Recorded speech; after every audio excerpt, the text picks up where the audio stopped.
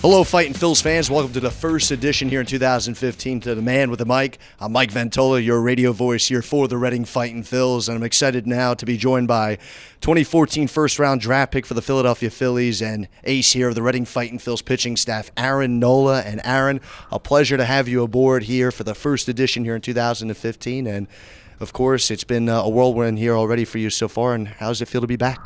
First of all, thank y'all for having me today. It's a pleasure to be on air with y'all.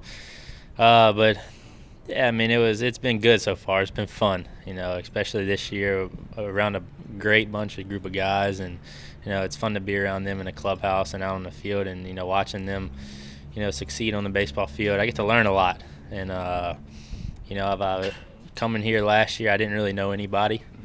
And I've kind of made some good relationships with guys, and became closer to the guys. So I think that's what makes it more fun for me, being out on the field every day with them.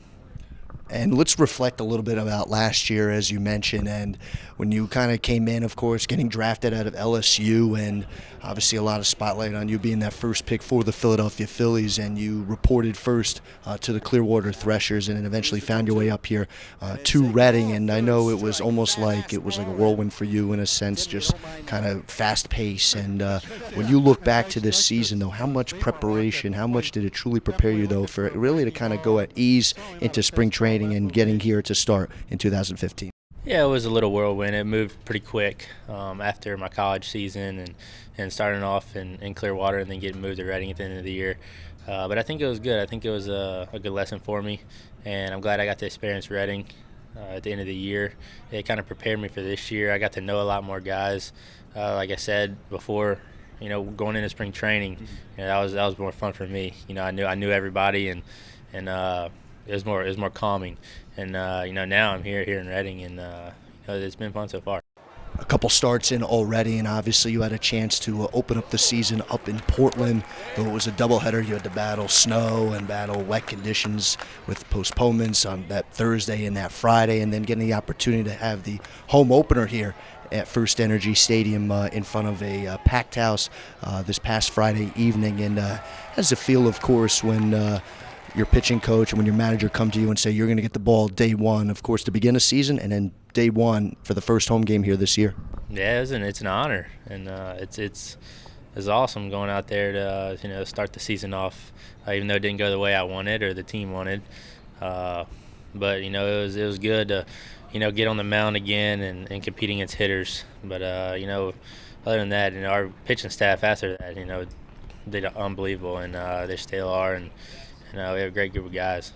Now, you've had some success already, and you're getting a chance as well to improve upon your craft, and that's obviously the goal here of you and the rest of the minor leaguers here. And for this team here in Reading, obviously a lot of excitement for you and the rest of this rotation, and obviously a lot of good hitters in this lineup. But for you, when going into this season, was there a specific part of your game that you really wanted to work on, or was it just every part of your game in which the Phillies might have told you as well that you have to work on and try to improve each and every day?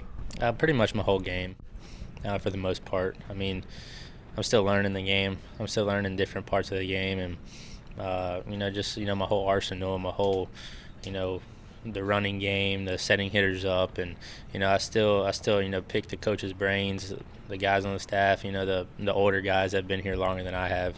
I still pick their brains to kind of see what they see and what they think throughout the game. So, for me, just the learning is, progressing, and I feel like I can learn something new as I go on. And then, of course, with the opportunity to learn, and you and a couple of your teammates have something in common. You have brothers that are playing in professional sports, obviously with Carlos Alonso having a brother that plays NFL football, and, of course, Ryan O'Sullivan, who his older brother Sean is up at the higher levels here in the Philadelphia Phillies organization. And for you, you have a brother, Austin, who's currently a middle infielder for the Jacksonville Suns, the AA affiliate for the Miami Marlins, who has played shortstop primarily his whole career, now getting the opportunity to play some second base. And though, of course, with him a position player, you a pitcher, how much time did you guys spend together in the off-season working out together and trading ideas and, of course, trying to help each other out?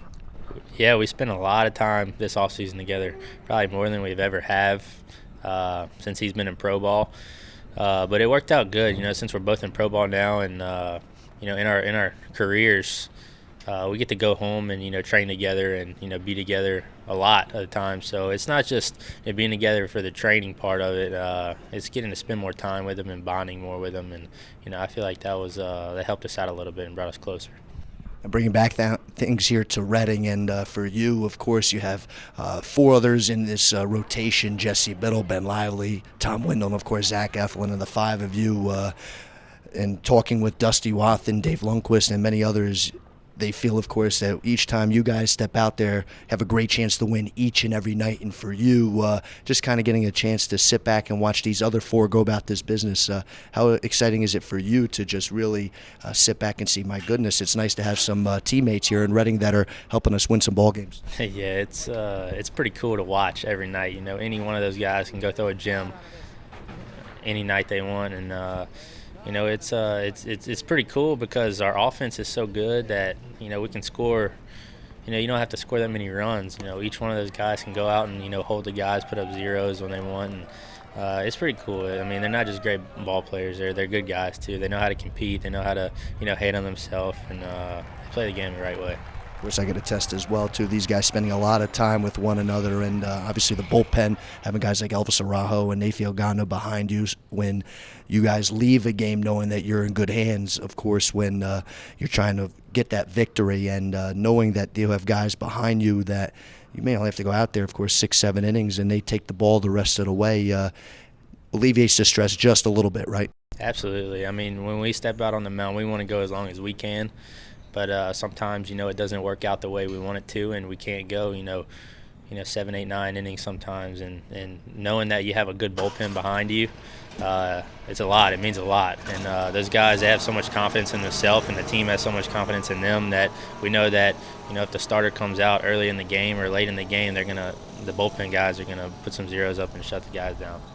Aaron, and you've talked a lot about this offense. Roman Quinn has been lighting things up at the top of the order. Brock Stassi currently leading the Eastern League with 16 runs batted in. And you've talked about how good this offense is. And, I mean, I know with you being here with a National League team, you go up to any of these guys and they give you any few pointers when you have to hit, of course, against another National League team? Yeah, we obviously have to hit in the National League. And, I kind of ask the guys, what's the guy got? That's not a usual conversation for me with the hitters. But, yeah, I pick the hitters' brains sometimes of what do they think when they're up at the box. I feel like that can help me. I was a pitcher going out on the mound and setting guys up. But, yeah, those guys, they've been great so far this year. And Roman, I mean, obviously everybody in the whole league knows, that guy gets on, he's probably going to score. He's going to steal. Everybody in the stadium knows he's going to steal. So I feel like, him getting on and him getting in scoring positions has helped our team a lot, and gives the hitters a lot of opportunities to hit them in and get the team some runs. Aaron, before I let you go, and for you and, of course, every other player, you have goals here, whether it's to, of course, move up and improve things in your own game. And for you, when entering in this season, what was one specific goal that you had to feel you have to accomplish here in order to be a true success here in 2015? Yeah, I have some goals, but obviously progress throughout the season as much as I can. But the one big goal for me is to try to stay healthy the whole year. And I feel like if I could do that, things can progress.